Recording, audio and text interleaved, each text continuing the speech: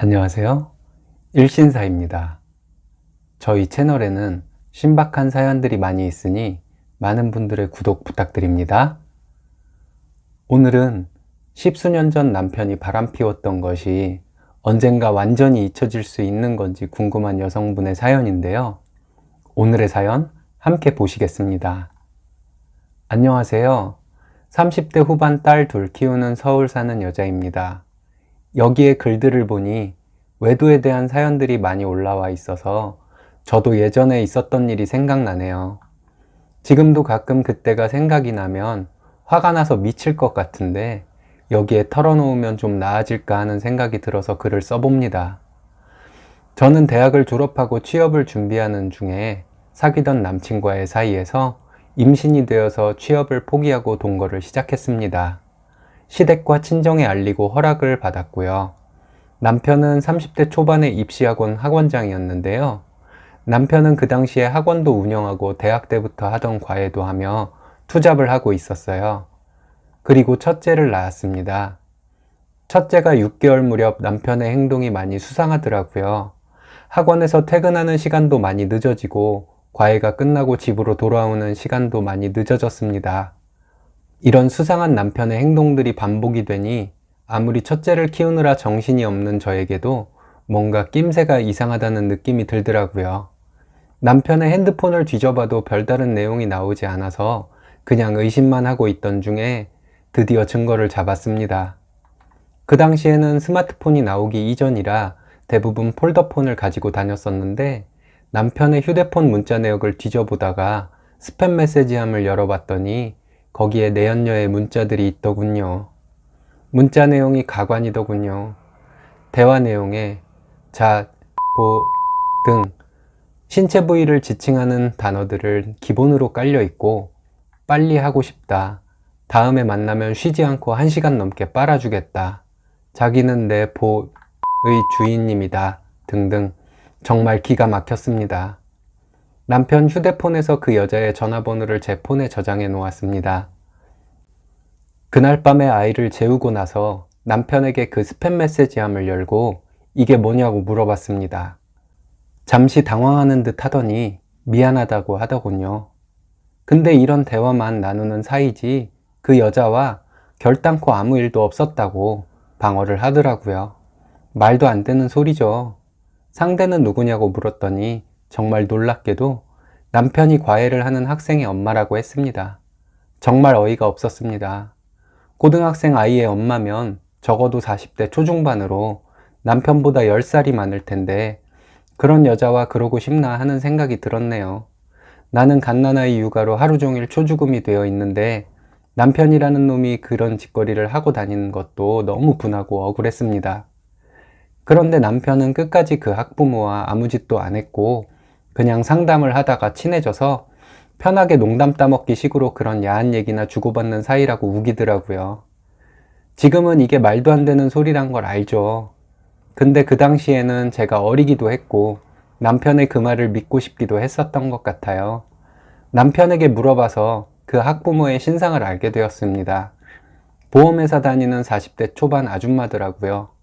또 화가 나는 것은 남편이 저 몰래 그 학부모에게 10만원짜리 보험을 들어준 지가 2년이 됐더라고요. 그 여자에게 전화했습니다. 제가 누군지를 밝히고 핸드폰 녹음 기능을 켰습니다. 내 남편이 당신과 무슨 짓을 하고 다녔는지 남편이 다 말했다 라고 했습니다. 순순히 다 말할 줄 알았는데 자기랑 남편이랑 아무 일 없었다고 그냥 어쩌다 한 번씩 아이 상담 때문에 차 한잔 마시면서 친해진 정도라고 하더라고요. 그래서 남편이 당신이랑 모텔에 간 것도 말했다고 그 여자를 떠봤습니다. 당연히 시인할 줄 알았어요. 근데도 그런 적 없다고 잡아떼더라고요.